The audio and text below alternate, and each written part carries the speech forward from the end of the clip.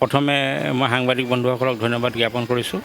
মাৰ্ঘেৰিটা সমজিলা যৌথ মঞ্চৰ সহযোগত বজালনী বৰনামঘৰ অভ্যৰ্থনা সমিতি সহযোগত আজি এই প্ৰশিক্ষণ অনুষ্ঠানটি অনুষ্ঠিত হোৱাত আমি নথৈ সুখী অনুভৱ কৰিছোঁ। আমি উঠি অহা কণ কণ ছাত্ৰ ছাত্ৰীসকলৰ গুৰুজনৰ আদৰ্শক আমি জীয়াই ৰখাৰ যি প্ৰয়াস আৰু প্ৰচেষ্টা যি চেষ্টা হৈছে, সেই চেষ্টাক আমি সফল হৈছে বুলি আজি আমি অনুভৱ কৰি আমি ভৱিষ্যতে এই উঠি অহা কণ কণ ছাত্ৰ ছাত্ৰীৰ জীৱনটো গুৰুজনৰ আদৰ্শৰে অনুপ্ৰাণিত হৈ সফল হওক বুলি মই কামনা কৰিছোঁ। ধন্যবাদ। অসমৰ সাংস্কৃতিক ঐতিহ্যৰ এক অবিচ্ছেদ্য অংগ হৈছে গায়ন বায়ন আৰু মহাপুৰুষ শ্ৰীমন্ত শংকৰদেৱৰ অমৰ সৃষ্টি। মাৰ্ঘেৰিটা সমজিলা নামঘৰসমূহৰ যৌথ মঞ্চ 133টা নামঘৰৰ এক সামূহিক মঞ্চ। এই মঞ্চৰ উদ্যোগত বজালনী বৰনামঘৰৰ সহযোগত 15 দিনীয়াকৈ এক গায়ন বায়ন প্ৰশিক্ষণ শিবিৰ আয়োজন কৰা হৈছিল।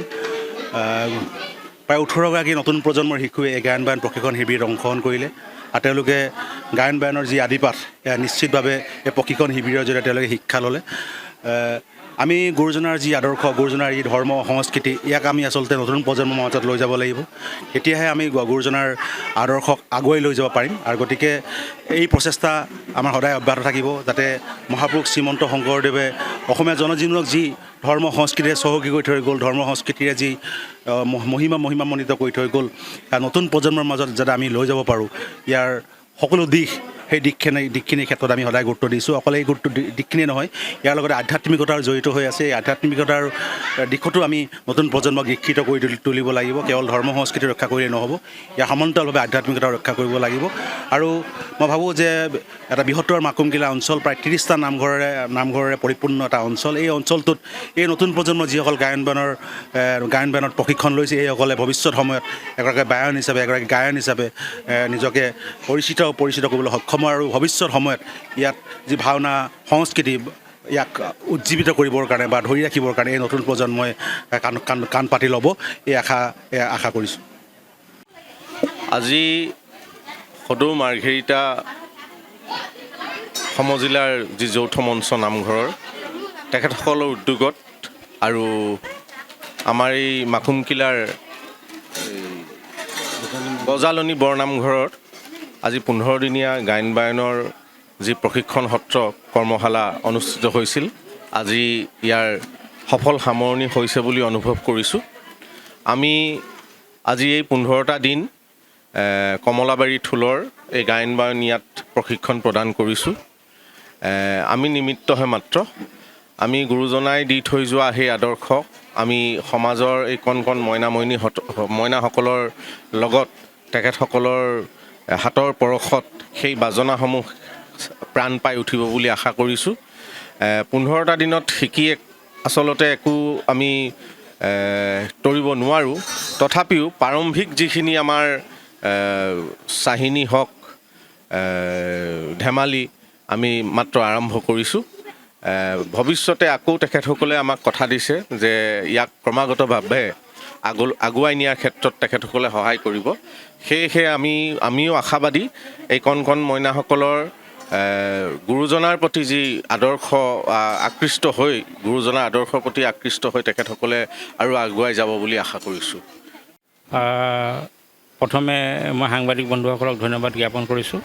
মাৰ্ঘেৰিটা সমজিলা যৌথ মঞ্চৰ সহযোগত বজালনী বৰনামঘৰ অভ্যৰ্থনা সমিতি সহযোগত আজি এই প্ৰশিক্ষণ অনুষ্ঠানটি অনুষ্ঠিত হোৱাত আমি নথৈ সুখী অনুভৱ কৰিছোঁ। আমি উঠি অহা কণ কণ ছাত্ৰ ছাত্ৰীসকলৰ গুৰুজনৰ আদৰ্শক আমি জীয়াই ৰখাৰ যি প্ৰয়াস আৰু প্ৰচেষ্টা যি চেষ্টা হৈছে, সেই চেষ্টাক আমি সফল হৈছে বুলি আজি আমি অনুভৱ কৰি আমি ভৱিষ্যতে এই উঠি অহা কণ কণ ছাত্ৰ ছাত্ৰীৰ জীৱনটো গুৰুজনৰ আদৰ্শৰে অনুপ্ৰাণিত হৈ সফল হওক বুলি মই কামনা কৰিছোঁ। ধন্যবাদ। অসমৰ সাংস্কৃতিক ঐতিহ্যৰ এক অবিচ্ছেদ্য অংগ হৈছে গায়ন বায়ন আৰু মহাপুৰুষ শ্ৰীমন্ত শংকৰদেৱৰ অমৰ সৃষ্টি। মাৰ্ঘেৰিটা সমজিলা নামঘৰসমূহৰ যৌথ মঞ্চ 133টা নামঘৰৰ এক সামূহিক মঞ্চ। এই মঞ্চৰ উদ্যোগত বজালনী বৰনামঘৰৰ সহযোগত 15 দিনীয়াকৈ এক গায়ন বায়ন প্ৰশিক্ষণ শিবিৰ আয়োজন কৰা হৈছিল। প্ৰায় 18গৰাকী নতুন প্ৰজন্মৰ শিশুৱে এই গায়ন বায়ন প্ৰশিক্ষণ শিবিৰত অংশগ্ৰহণ কৰিলে আৰু তেওঁলোকে গায়ন বায়নৰ যি আদিপাঠ এয়া নিশ্চিতভাৱে এই প্ৰশিক্ষণ শিবিৰৰ জৰিয়তে তেওঁলোকে শিক্ষা ল'লে। আমি গুৰুজনাৰ যি আদৰ্শ গুৰুজনাৰ যি ধৰ্ম সংস্কৃতি ইয়াক আমি আচলতে নতুন প্ৰজন্মৰ মাজত লৈ যাব লাগিব তেতিয়াহে আমি গুৰুজনাৰ আদৰ্শক আগুৱাই লৈ যাব পাৰিম আৰু গতিকে এই প্ৰচেষ্টা আমাৰ সদায় অব্যাহত থাকিব যাতে মহাপুৰুষ শ্ৰীমন্ত শংকৰদেৱে অসমীয়া জনজীৱনক যি ধৰ্ম সংস্কৃতিৰে চহকী কৰি থৈ গ'ল ধৰ্ম সংস্কৃতিৰে যি মহিমামণ্ডিত কৰি থৈ গ'ল নতুন প্ৰজন্মৰ মাজত যাতে আমি লৈ যাব পাৰোঁ ইয়াৰ সকলো দিশ সেই দিশখিনিৰ ক্ষেত্ৰত আমি সদায় গুৰুত্ব দিছোঁ অকল এই দিশখিনিয়ে নহয় ইয়াৰ লগতে আধ্যাত্মিকতাৰ জড়িত হৈ আছে এই আধ্যাত্মিকতাৰ দিশতো আমি নতুন প্ৰজন্মক শিক্ষিত কৰি তুলিব লাগিব কেৱল ধৰ্ম সংস্কৃতি ৰক্ষা কৰিলে নহ'ব ইয়াৰ সমান্তৰালভাৱে আধ্যাত্মিকতা ৰক্ষা কৰিব লাগিব আৰু মই ভাবোঁ যে এটা বৃহত্তৰ মাকুমকিলা অঞ্চল প্ৰায় 30টা নামঘৰেৰে পৰিপূৰ্ণ এটা অঞ্চল এই অঞ্চলটোত এই নতুন প্ৰজন্মৰ যিসকল গায়ন বায়নত প্ৰশিক্ষণ লৈছে এইসকলে ভৱিষ্যত সময়ত এগৰাকী গায়ন হিচাপে নিজকে পৰিচিত কৰিবলৈ সক্ষম আৰু ভৱিষ্যত সময়ত ইয়াত যি ভাওনা সংস্কৃতি ইয়াক উজ্জীৱিত কৰিবৰ কাৰণে বা ধৰি ৰাখিবৰ কাৰণে এই নতুন প্ৰজন্মই কাণ পাতি ল'ব এই আশা কৰিছোঁ আজি সদৌ মাৰ্ঘেৰিটা সমজিলাৰ যি যৌথ মঞ্চ নামঘৰৰ তেখেতসকলৰ উদ্যোগত আৰু আমাৰ এই মাকুমকিলাৰ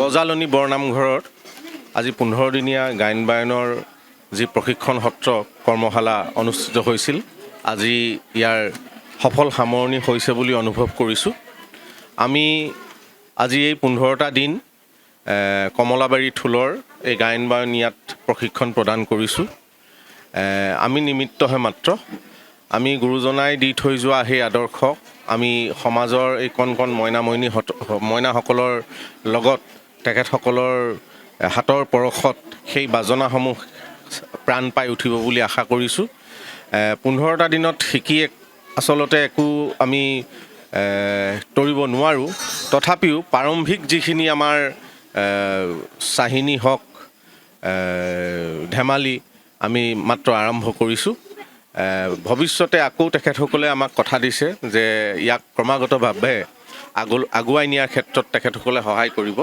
সেয়েহে আমিও আশাবাদী এই কণ মইনাসকলৰ গুৰুজনাৰ প্ৰতি যি আদৰ্শ আকৃষ্ট হৈ গুৰুজনাৰ আদৰ্শৰ প্ৰতি আকৃষ্ট হৈ তেখেতসকলে আৰু আগুৱাই যাব বুলি আশা কৰিছোঁ যিকোনো খবৰৰ বাবে যোগাযোগ কৰক 7099017330 লগতে 7099017110 নম্বৰত